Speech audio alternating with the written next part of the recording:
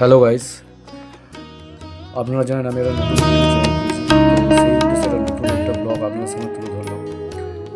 আপনারা আমাকে চেনেন, আমি একজন ফটোগ্রাফার। তো আমার সব কিছু কন্টেন্ট ফটোগ্রাফি নিয়েই থাকবে, তার মধ্যে কিছু ব্লগ এরকমও থাকবে। তো আপনারা দেখুন। অ্যাকচুয়ালি এরা সবাই আসছে 108টি ঘর নিয়ে বাবার মন্দিরে। আমাদের এখানে একটা মন্দির ছিল, শ্রী শ্রী পঞ্চানন্দ মন্দির।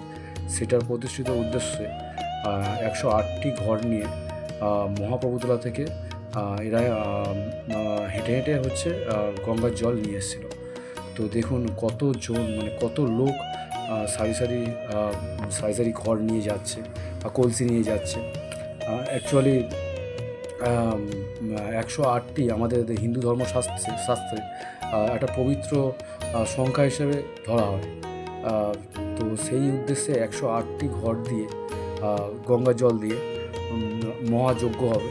তো তারই উদ্দেশ্যে 108টি ঘট আনতে গেছিলো আমাদের এখানে মহাপ্রভুতলা। সেই মহাপ্রভুতলা এখান থেকে কিছু না হলে 8 থেকে 9 কিলোমিটার দূর। সেখান থেকে হেঁটে হেঁটে গেছে সবাই, আবার হেঁটে হেঁটে কলসি নিয়ে বাবার মন্দিরের কাছে আসছে।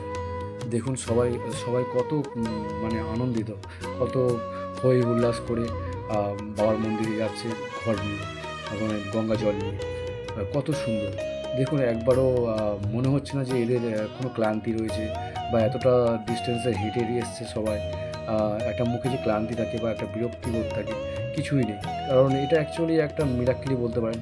বাবার উদ্দেশ্যে যদি কিছু করা হয়, সেটাকে কষ্ট বা ক্লান্তি এগুলো আসেই না। তো সেই ক্ষেত্রে দেখুন কত সুন্দরভাবে এরা, কত লোক, মানে প্রচুর লোক হয়েছিল, প্রচুর লোক দেখুন সারি সারি সব আসছে। তারপরে ঢাক ঢোল বাজিয়ে আসছে।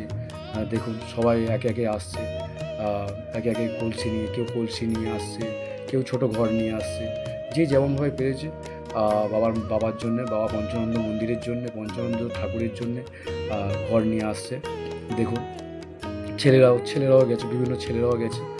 তো এটা একটা মানে একটা বিশেষ গুরুত্বপূর্ণ দিন ছিল। মানে এই হচ্ছে মন্দিরটা দেখুন কত সুন্দর মন্দির। এই যে মন্দিরটা দেখছেন, এর ডেকোরেশন সম্পূর্ণ আমার বাবা করেছে, শ্রী শ্যামলচন্দ্র গায়েন। মানে যে ডেকোরেশন দেখছেন, যা কিছু এভরিথিং সব কিছু আমার বাবা করেছে। এবার তার সাথে মিস্ত্রিও ছিল, যারা সহযোগিতা করেছে, যারা স্পন্সর করেছে তারাও ছিল, বিভিন্ন লোক ছিল এর সঙ্গে সহযোগিতা করেছে। কিন্তু টোটাল হচ্ছে যে মন্দির যে ডেকোরেশনটা দেখছেন, সেটা সম্পূর্ণ বাবা করেছিল। প্রথমে এই মন্দিরটার একটা আর্কিটেকচার করেছিল। একটা আর্কিটেকচার মিনস মন্দিরটা প্রথমে একটা মাটির মন্দির বানিয়েছিল ছোট করে। সেই মাটির মন্দিরটা ডিজাইন থেকে এই মন্দিরটা হচ্ছে তৈরি করা হয়েছে, সেইটা দেখে দেখে। তো মাটির মন্দিরটাও আমার বাবাই বলেছিল।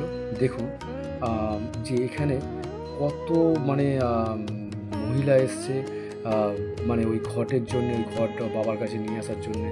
আরও তাদের সাথেও অনেক লোক গেছিলো মহাপ্রভুতলায়। দেখুন মন্দিরটা কত সুন্দর দেখতে, দারুণ লাগছে। মানে সবার একটা সঙ্গম, সবার সবার সবাই মিলেমিশে যে একত্র হয়ে যে এই মন্দির প্রতিষ্ঠিতদের সবাই সহযোগিতা করেছে, তাদেরকে অশেষ ধন্যবাদ।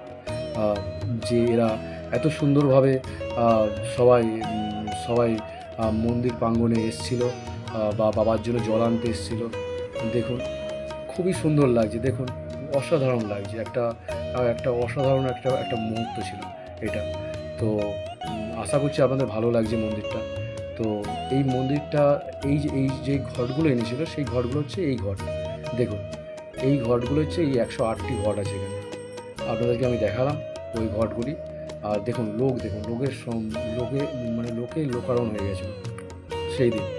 দেখুন আমি মন্দিরটা, যে মন্দিরটা হয়ে আছে ওটা পুকুরের ওই সাইড থেকে।